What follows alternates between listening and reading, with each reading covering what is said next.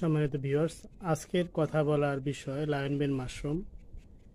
সাম্প্রতিক কিছু বায়োমেডিক্যাল রিসার্চের রিভিউ থেকে জানা যায় lion's mane mushroom is often used and studied for its potential to reduce brain fog and improve mental clarity. It's believed to work by stimulating nerve growth factor, which can boost brain function and cognitive abilities. ইংরেজিতে তো যেহেতু বলেছে তো ঠিকই বলেছে।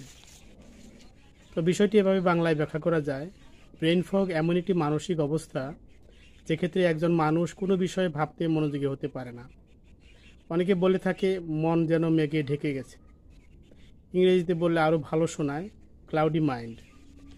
লায়নবেন মাশরুমের bioactive compound হেরিসিনুন্স এবং এরিনাসিন্স nerve growth ফ্যাক্টরের উৎপাদন অব্যাহত রাখে।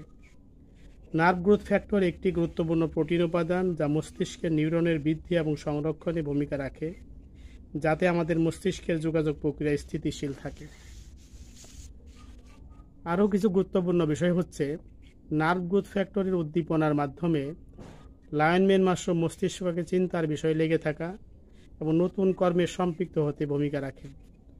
সর্বসাকুল্যে এটি স্মৃতিশক্তি বৃদ্ধি, মেন্টাল ফোকাস এবং মেন্টাল ক্লারিটির অবস্থাকে উন্নত করে।